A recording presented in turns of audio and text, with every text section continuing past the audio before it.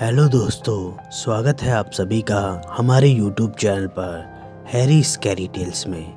मेरा नाम हैरी है। आज हम आप सभी के लिए शापित घर पार्ट 2 लेकर आए हैं। अगर आपने पार्ट 1 अभी तक नहीं सुना है तो डिस्क्रिप्शन में लिंक दे दिया गया है, जाकर सुन लीजिएगा, फिर इस कहानी को सुनिएगा। तो चलिए दोस्तों, कहानी को शुरू करते हैं। वो चादर के नीचे कोई भी नहीं था। लीना ने घबराते हुए कहा। चादर? कौन सी चादर? रॉबिन ने हैरानी से पूछा।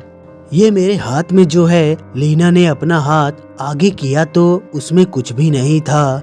ऐसे कैसे हो सकता है?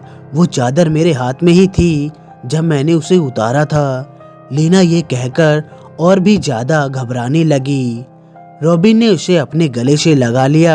जस्ट रिलैक्स, जो भी हुआ है उसे भूल जाओ। मुझे लगता है कि तुम्हें अपनी दवाई फिर से शुरू कर देनी चाहिए, रॉबिन ने कहा। रॉबिन की बात सुनकर लीना पीछे हट गई। रॉबिन, आपको लगता है कि मुझे फिर से पागलपन के दौरे पड़ने लगे हैं? लीना ने पूछा। लीना, तुम मेरी बातों को गलत समझ रही हो। मेरे कहने का ये मतलब बिल्कुल भी नहीं था। अब चलो अंदर चलते हैं, रॉबिन ने कहा और लीना का हाथ पकड़कर अंदर ले गया। अगले दिन उन लोगों का कुत्ता जेफ भी वहां आ गया। तीनों बच्चे स्कूल गए हुए थे। लीना की तबीयत ठीक नहीं थी तो रॉबिन घर से ही सारा काम कर रहा था। रॉबिन नीचे एक कमरे में, जिसे उसने अपने ऑफिस बना रखा था, उसमें बैठा हुआ काम निपटा रहा था। जेफ उसी के पास बैठा हुआ था। अचानक से जेफ ने कमरे से बाहर देखकर भौंकना शुरू कर दिया। रॉबिन ने अपनी चेयर पर बैठे हुए बाहर की तरफ देखा तो वहां कोई नहीं था। जेफ, क्या हुआ? कोई नहीं है बाहर, रॉबिन ने कहा। लेकिन जेफ उठा और कमरे के दरवाजे पर पहुंचकर भौंकना शुरू कर दिया। रॉबिन अपनी चेयर से उठकर कमरे से बाहर झांकने लगा, लेकिन वहां कोई भी नहीं था। जेफ फिर जल्दी से भागता हुआ उसी कमरे में घुस गया जिसके अंदर से वो बेसमेंट जा रहा था। रॉबिन भी जल्दी से जेफ के पीछे पीछे उसी कमरे में आ गया। जेफ के भौंकने की आवाज उसी बेसमेंट में से आ रही थी। रॉबिन धीरे धीरे सीढ़ियों से उतरकर उस बेसमेंट में जाने लगा। रॉबिन ने बेसमेंट में आकर देखा तो जेफ एक दीवार पर भौंके जा रहा था और साथ में अपने पंजे से दीवार पर खरोंच मार रहा था। रॉबिन की नजर उस दीवार पर पड़ी जो कि एक कच्ची दीवार थी। अजीब बात है, बाकी दीवार सब ठीक बनी हुई है, लेकिन ये दीवार ही ऐसी क्यों है? रॉबिन ने खुद से पूछा और फिर जेफ की चैन पकड़कर वहां से ले जाने लगा। जेफ, चलो यहाँ से, रॉबिन ने जेफ की चैन खींचते हुए कहा। जेफ ने अपनी गर्दन घुमाकर रॉबिन को देखा। जेफ की आंख चमक रही थी। वो रॉबिन की तरफ गुर्राता हुआ बढ़ने लगा। रॉबिन के हाथ से जेफ की चैन छूट गई और वो धीरे धीरे पीछे हटने लगा। जेफ भी उसकी तरफ बढ़ने लगा। उसके दांत इस वक्त बहुत भयानक लग रहे थे। रॉबिन फिर तेजी से सीढ़ियों की तरफ भागा और जेफ भौंकता हुआ रॉबिन का पीछा करने लगा। रॉबिन ने जल्दी से उस कमरे से निकलकर उसका दरवाजा अच्छे से बंद कर दिया और हांफने लगा। अंदर से जेफ के भौंकने और दरवाजे को खरोचने की आवाज आ रही थी, जो थोड़ी ही देर में आनी बंद हो गई। रॉबिन ने फिर हिम्मत करके दरवाजा खोला तो जेफ अपनी पूंछ हिलाता हुआ चुपचाप बाहर आ गया। वो अब बिल्कुल ठीक नजर आ रहा था। अजीब बात है, रॉबिन ने खुद से कहा और फिर जेफ उस कमरे की तरफ देखता हुआ वापस कमरे में आकर काम करने लगा। अगले दिन लीना की तबीयत काफी बेहतरीन लग रही थी। वो अपने कमरे से उठकर नीचे आ गई। रॉबिन नीचे ही था। उसने लीना को देखा तो उसके पास आ गया। लीना, अब तुम्हें कैसा लग रहा है? रॉबिन ने पूछा। अब काफी बेहतर लग रहा है, लीना ने हल्की सी मुस्कुराहट के साथ कहा। मुझे मार्केट में कुछ काम है तो वहाँ जा रहा हूँ। अगर तुम चाहो तो मेरे साथ चल सकती हो। वहाँ घूमोगी तो तुम्हें काफी अच्छा महसूस होगा, रॉबिन ने कहा। हाँ, मैं भी चाहती थी कि यहाँ की मार्केट में घूम कर आऊँ। आप बस 2 मिनट रुकिए, मैं अभी तैयार होकर आती हूँ, लीना ने कहा और तैयार होने के लिए चली गई। लीना थोड़ी ही देर में तैयार होकर नीचे आ गई और फिर वो दोनों मार्केट के लिए निकल गए। रॉबिन को कुछ काम था तो वो लीना को मार्केट में छोड़कर एक होटल में चला गया।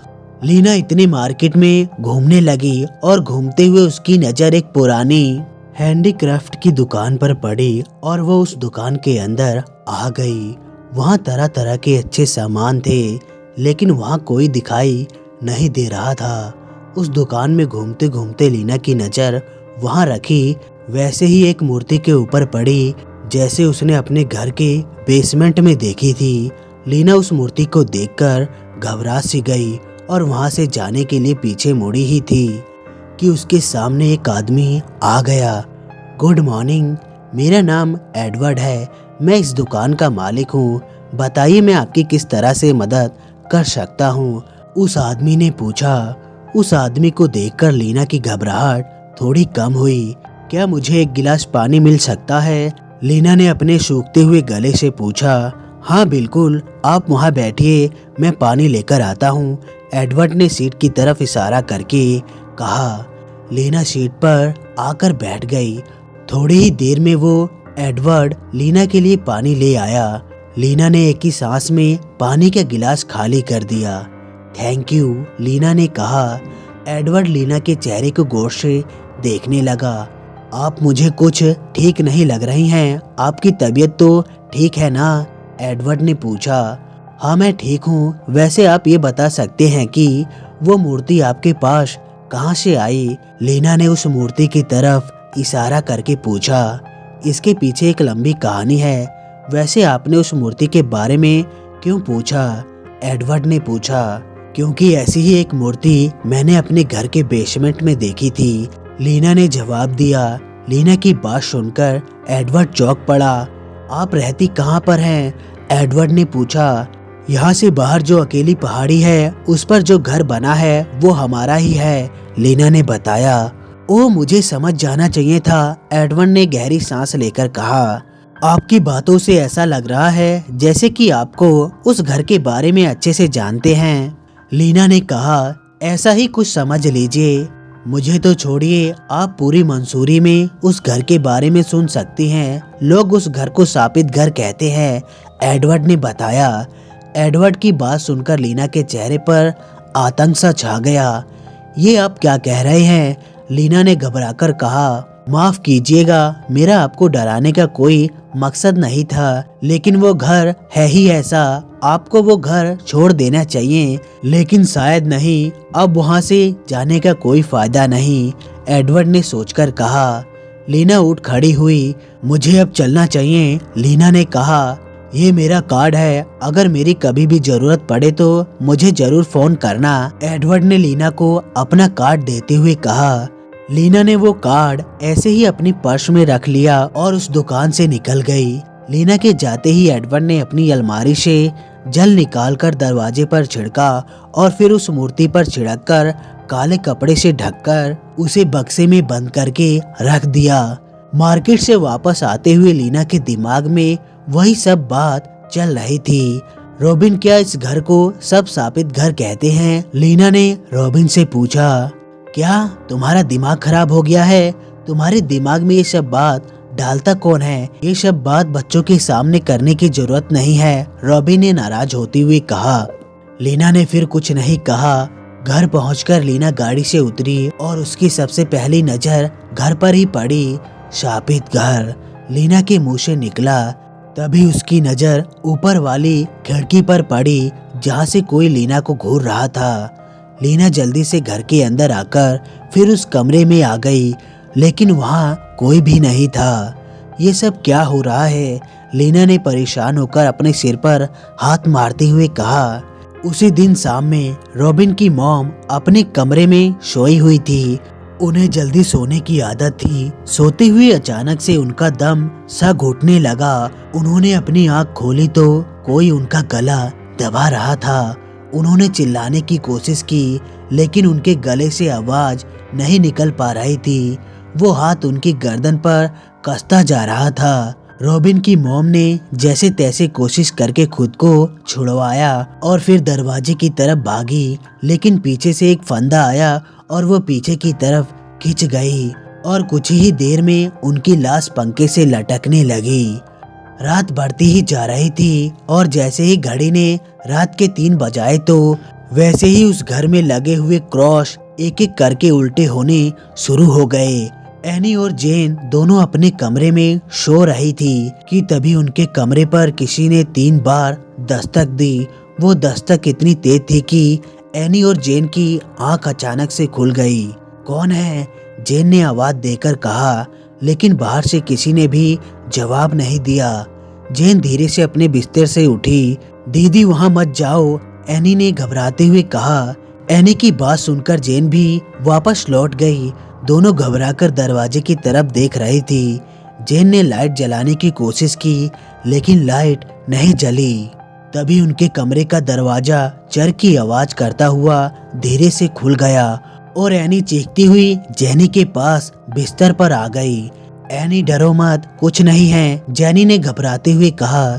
उस दरवाजे के खुलते ही कमरे में एक दुर्गंध फैलने लगी थी। दोनों ने अपनी नाक पर हाथ रख लिया।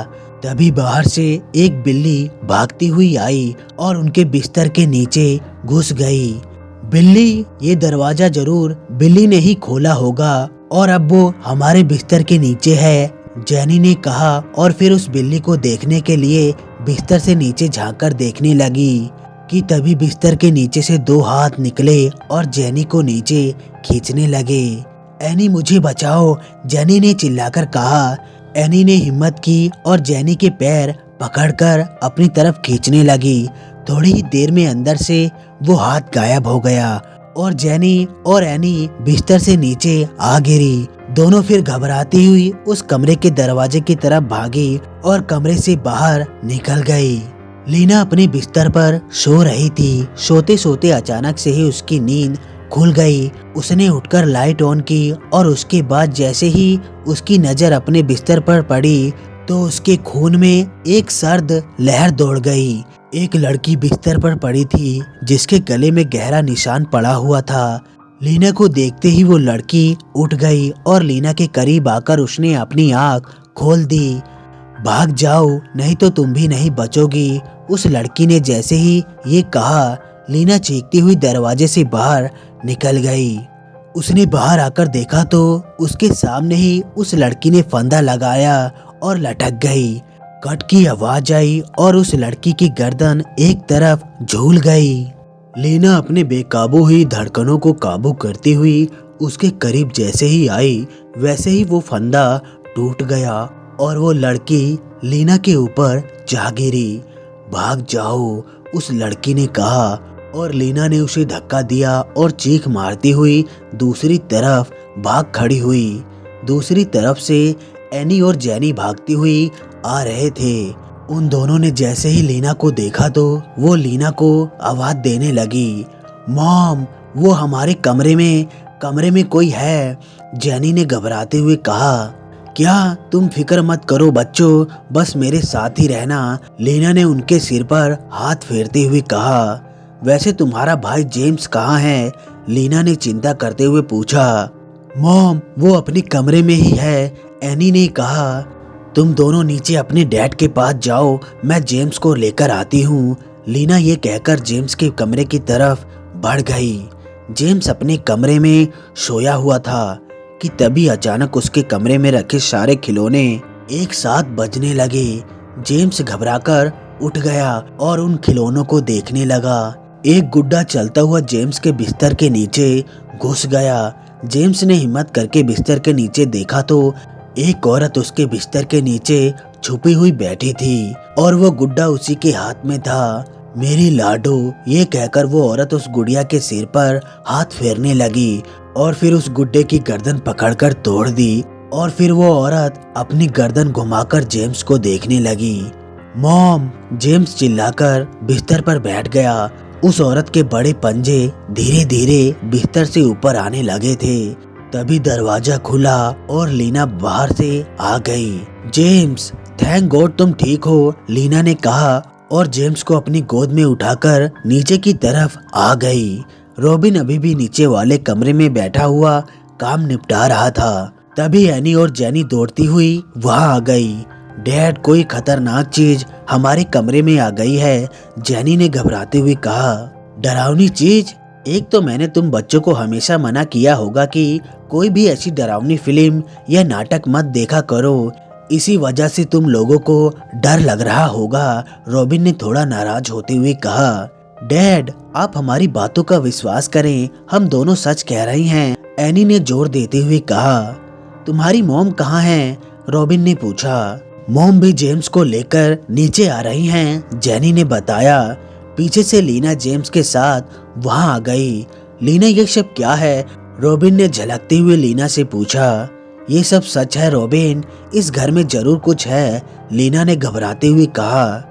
जस्ट शट अप, ऐसा कुछ भी नहीं है। चलो आओ जरा मुझे दिखाओ कौन सा भूत यहाँ आ गया है, रॉबिन ने लीना का हाथ पकड़कर ले जाते हुए कहा। एनी, जेन, तुम दोनों इस कमरे से बाहर मत निकलना और जेम्स का भी अच्छे से ख्याल रखना, मैं बस अभी आ रही हूँ, लीना ने दोनों बच्चों को समझाते हुए कहा। उसके बाद लीना रॉबिन के साथ ऊपर आ गई। रॉबिन पहले लीना के कमरे में आया और फिर बच्चों के कमरे में आया। लो देख लो अपनी आंखों से, है यहाँ कुछ भी नहीं है, पता नहीं तुम लोगों को क्या क्या दिखाई देता है, रॉबिन ने नाराज होते हुए कहा। लेकिन, लीना ने मायूसी से कहा। लेकिन वेकिन कुछ नहीं, अब चलो नीचे चलते हैं, रॉबिन ने कहा और लीना को साथ लेकर कमरे से निकला ही था कि तभी उसे वॉशरूम से पानी गिरने की आवाज आने लगी। रॉबिन ने चौंक कर लीना को देखा और फिर धीरे धीरे वॉशरूम की तरफ बढ़ने लगा। रॉबिन ने वॉशरूम का दरवाजा जल्दी से खोलकर देखा तो वहाँ कुछ भी नहीं था, बस पानी की टंकी खुली हुई थी। ये पानी की टंकी भी कोई बंद नहीं करता, ये कहकर रॉबिन उस टंकी को बंद करके वापस आ रहा था कि अचानक वो फिसलकर नीचे गिर पड़ा। रॉबिन, लीना ये कहकर आगे बढ़ी ही थी कि वॉशरूम का दरवाजा एक झटके में ही बंद हो गया। लीना वॉशरूम का दरवाजे पर पहुंचकर दस्तक देने लगी। रॉबिन, तुम ठीक तो हो ना? लीना ने चिल्लाकर कहा और साथ ही वॉशरूम के दरवाजे को खोलने की कोशिश करने लगी। उधर रॉबिन अंदर से वॉशरूम के दरवाजे को खोलने की कोशिश कर रहा था कि अचानक वहां अंधेरा हो गया। ये लाइट कैसे बुझ गई? रॉबिन ने कहा। उसके माथे पर अब पसीने की बूंद दिखाई देने लगी थी। रॉबिन फिर धक्का मारकर दरवाजे को खोलने की कोशिश करने लगा। कोई नहीं बचेगा, रॉबिन के कान के पास एक सरसराहट सी होकर गुजर गई। रॉबिन ने गर्दन घुमाकर देखा तो उसे अपने से कुछ दूर दो चमकदार आंख दिखाई दी जो लाइट की तरह चमक रही थी। उसे देखकर रॉबिन ने और भी जल्दी जल्दी दरवाजे पर धक्का मारना शुरू कर दिया। धीरे धीरे वो आंख उस अंधेरे में रॉबिन के पास आती जा रही थी। गॉड प्लीज ये दरवाजा खुल जाए, रॉबिन बड़बड़ाए जा रहा था। वो आंख जैसे ही रॉबिन के करीब आई वैसे ही वॉशरूम का दरवाजा खुल गया और रॉबिन जल्दी से बाहर निकलकर लीना से लग गया। चलो यहाँ से जल्दी निकलो, ये कहकर रॉबिन लीना का हाथ पकड़कर सीढ़ियों की तरफ बढ़ गया। वहाँ जितनी पेंटिंग लगी हुई थी वो सब एक एक करके गिरकर चकनाचूर होने लगी। वो दोनों जल्दी से वहाँ आ गए जहाँ तीनों बच्चे थे। लीना, तुम यहीं बच्चों के पास रहो, मैं मॉम को और लेकर आता हूँ, रॉबिन ने कहा और फिर जल्दी से अपनी मॉम के कमरे पर पहुंचा और दरवाजा खोलकर देखा तो उसकी मॉम फंदा लटकाई हुई थी। रॉबिन को ये देखकर उसकी आंखों में आंसू आ गए थे। मॉम, रॉबिन ये कहकर आगे बढ़ा ही था कि उसकी मॉम फंदे समेत नीचे फर्श पर आ गिर पड़ी और तभी कहीं से आवाज आई, भाग जाओ, और रॉबिन उल्टे पैर कमरे से बाहर भाग गया। बाहर आकर रॉबिन ने टॉम को आवाज देने लगा। टॉम कहाँ हो, जल्दी यहाँ आओ, रॉबिन चिल्लाने लगा, लेकिन टॉम की तरफ से कोई जवाब नहीं आया। टॉम, रॉबिन एक बार फिर चिल्लाया। तभी पास की एक खिड़की से एक बड़ी सी गेंद सी उछलती हुई उसके पास आ गिरी। रॉबिन ने जब उसे ध्यान से देखा तो वो टॉम की कटी हुई गर्दन थी। रॉबिन उसे देखकर बहुत ज्यादा घबरा गया और वापस लीना और बच्चों के पास उस कमरे में आ गया और कमरे को अंदर से बंद करके बैठ गया। तो दोस्तों, कहानी अभी बाकी है, पार्ट 3 बहुत जल्दी आएगा।